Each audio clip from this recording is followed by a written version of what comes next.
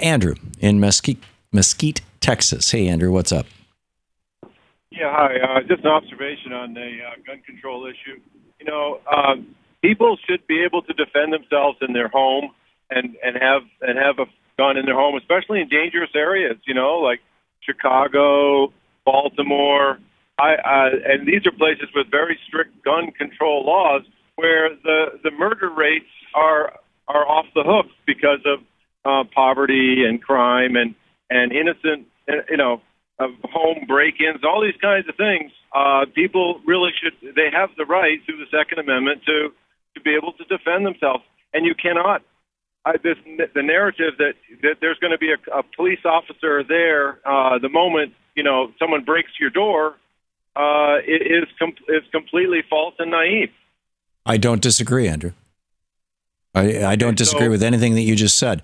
However, wouldn't it be wiser for us to look at why Baltimore has that problem or why Chicago has that problem? Baltimore used to be a major manufacturing center. We used to make, mostly it was textiles. We used to make all kinds of clothing. All the taxes and all the regulations. No, it was we changed our trade policies, and that allowed the companies to say. That is part of it. That you can't always just say it's just one thing about trade policy. It definitely wasn't taxes, Andrew. The cost of the highest taxes in the country are in the most prosperous states.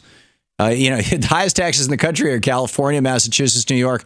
It wasn't taxes; it was trade. It was, and arguably it was taxes because we used to have a 30% tariff on imported goods. We used to tax the incoming goods at the border, which made our domestic manufacturers competitive. But why don't we deal with the issue of poverty? The fact that and in fact, why don't we go back to what FDR did and say the best anti-policy program is a job? Why don't we make the government the employer of last resort? Okay, well, and the states with low taxes, like in Texas and Florida and other places, that's where the job growth has been. Actually, that's where the low-income job growth has been. The state that has the fastest job growth in terms of income is California, and they have among the highest taxes in the country. I just wanted to make a quick comment on the climate change situation and the solutions to it. The previous caller, it's as if.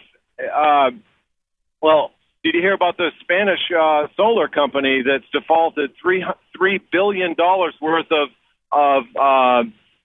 funds from the U.S. government? Okay, in combination with the Ex-Im Bank, $3 billion, which makes Solyndra look tiny. Andrew, if you are using the phrase export-import bank, you have been a victim of the Koch propaganda machine.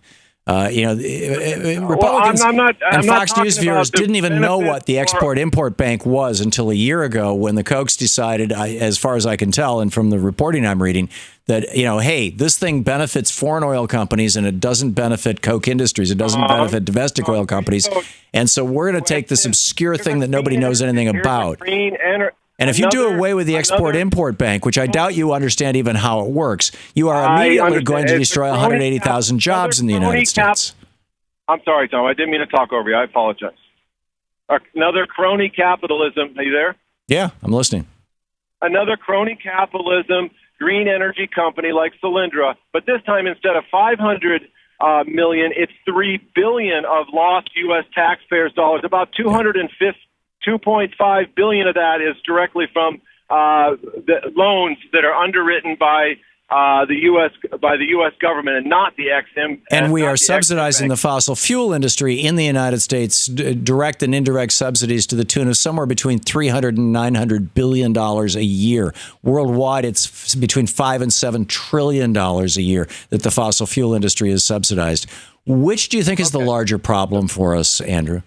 But I guess you don't want to talk about the $3 billion, the $2.5 billion. I really don't care.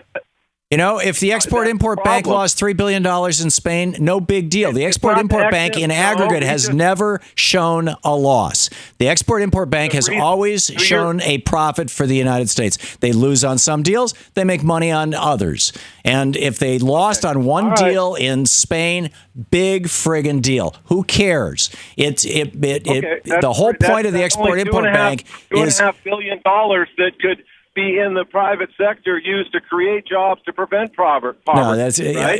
again, you're repeating the Fox News spin, the billionaire spin. You've got, Andrew. It always astonishes me. I'm assuming you're a middle class guy. When middle class people start repeating the phrases that further the interests of the billionaires rather than the average working person, it just astonishes me. Can I just make one more comment about the climate change in general? Yeah, good luck. Sure. Okay, thank you very much. The whole problem, everyone, worried about the current climate change, and it's causing wars and poverty and everything. It's as if the climate, back when all the wars in history and all the poverty, all these years and years. Whoever said that in Africa? I mean, it's like it never happened before climate change. I don't. This is like. It doesn't make logical sense. Andrew, again, you're quoting Fox News straw man arguments that are.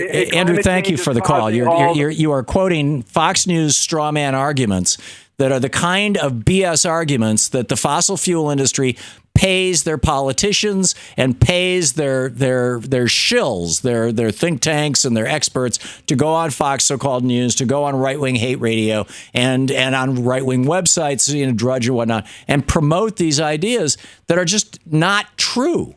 It ain't the case. To watch more clips from our programs, hit the Watch More Videos button over here. And please be sure to hit the handy-dandy subscribe button so you'll always be up to date. Tag, you're it.